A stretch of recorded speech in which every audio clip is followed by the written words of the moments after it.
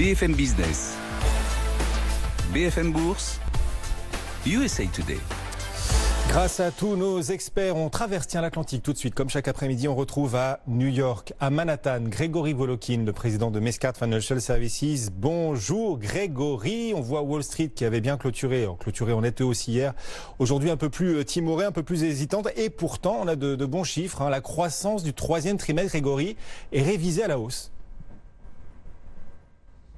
Oui, je pensais que ça pourrait être un sujet, en fait, qu'on pourrait en parler. Et puis, quand j'ai vu ce chiffre révisé à la hausse du produit national brut, j'ai regardé un peu sur mon terminal Bloomberg, sur les médias, dans tous les journaux financiers, pas un mot.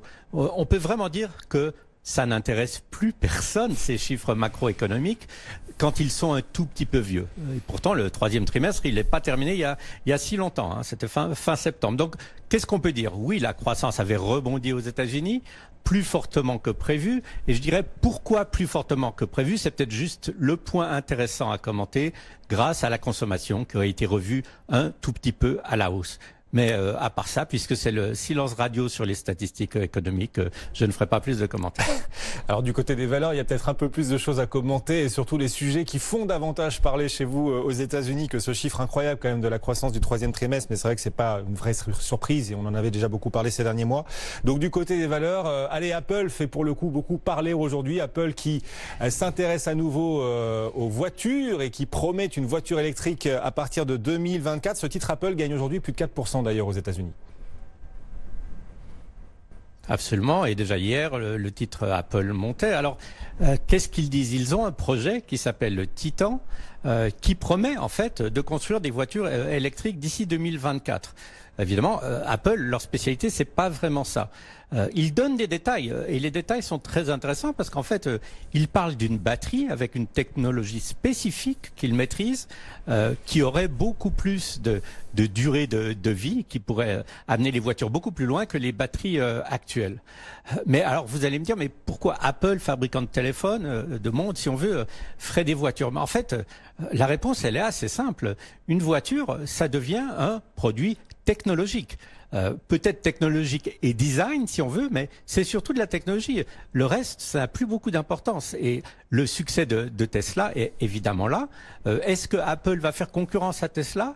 Mais pourquoi pas, en fait? C'est clair que Apple n'a pas la connaissance industrielle pour fabriquer des voitures, donc c'est fort possible qu'il s'associe avec un constructeur de voitures, mais que disons que dans une voiture Apple en 2024, qu'est-ce qu'il amènera le constructeur? Des fauteuils et une carcasse en acier, et puis toute la valeur ajoutée, ça sera Apple. Sur 40 000 $ d'une voiture, Apple, ça sera 35 000 et le reste, ça sera le pauvre constructeur automobile. Donc, il faut vraiment se dire maintenant que l'automobile n'est plus ce qu'elle était. L'automobile a changé. Il y a le phénomène Tesla, mais peut-être que dans 4 ans, on commentera les voitures Apple ou les voitures Google.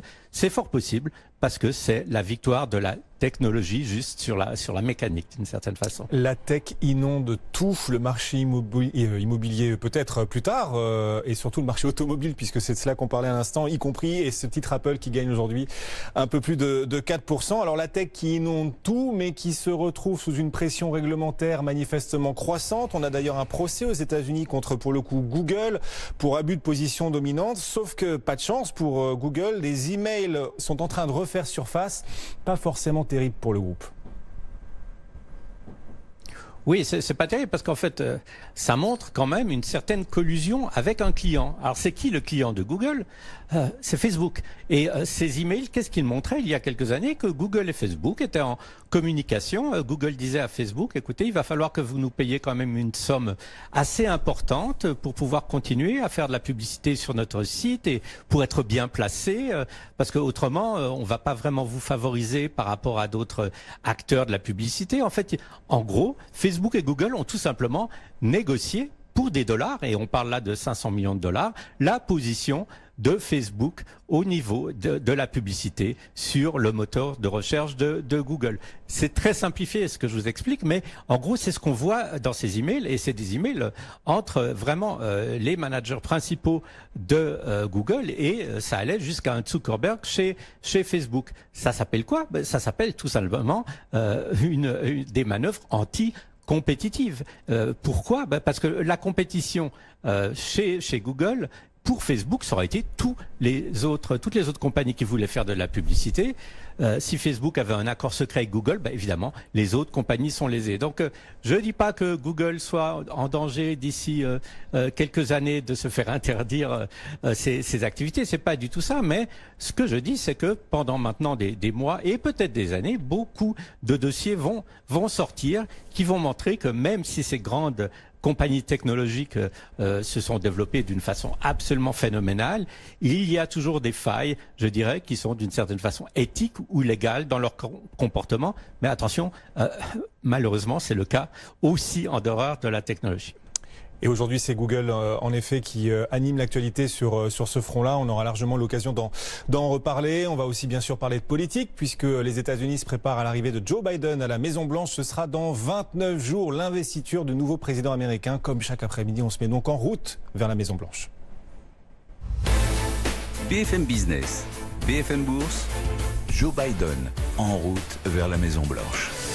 Le futur président qui a d'ailleurs hier, Grégory, voulu montrer l'exemple. Ça y est, il s'est fait vacciner devant les caméras du monde entier. Mais il y a quelques critiques quand même. Oui, c'est-à-dire que c'est absolument normal que Joe Biden, 78 ans, futur président des États-Unis, soit parmi les personnes favorisées pour obtenir très rapidement ce vaccin de Pfizer. Mais maintenant, quand on regarde d'autres personnes qui ont été vaccinées, c'est là que ça se complique. Par exemple, parmi les représentants du Parti démocrate à la Chambre des représentants, la fameuse AOC, qui est une représentante de New York, de l'aile gauche du Parti démocrate, s'est fait vacciner publiquement aussi hier. Sauf que, et aussi, elle a 35 ans. Et vous avez des membres du Parti démocrate et même des gens qui sont aussi, je dirais, dans son quartier, c'est-à-dire à gauche du Parti démocrate, qui disent mais qu'est-ce que c'est que ça? On dit que les gens qui doivent se faire vacciner maintenant, ce sont les personnes qui sont en première ligne dans le secteur de la santé.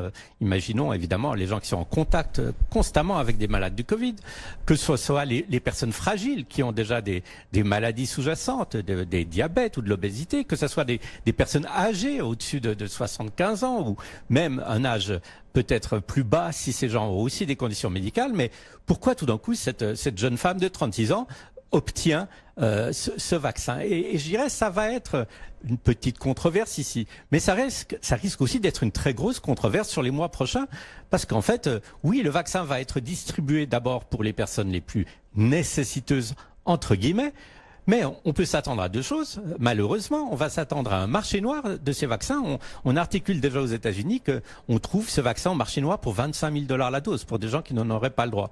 Et puis on peut s'attendre aussi, alors, évidemment, à des gens qui vont être extrêmement favorisés, alors qu'ils ne sont pas dans les catégories qui sont couvertes, je dirais, par pour le moment, les prescriptions du vaccin. Donc, c'est une toute petite polémique à l'intérieur du Parti démocrate. Ça pourrait devenir, sur les mois prochains, en Europe et aux États-Unis, une grosse polémique. On va vraiment regarder qui bénéficie du vaccin et essayer de voir que personne ne profite peut-être de sa position, que ça soit sociale ou économique, pour être vacciné avant d'autres. Et c'est un sujet qui fait parler, tout comme des déclarations de William Barr, l'attorney général aux États-Unis, au sujet alors de la fraude électorale supposée, dénoncée par Donald Trump en tout cas, et à propos des soupçons autour du fils de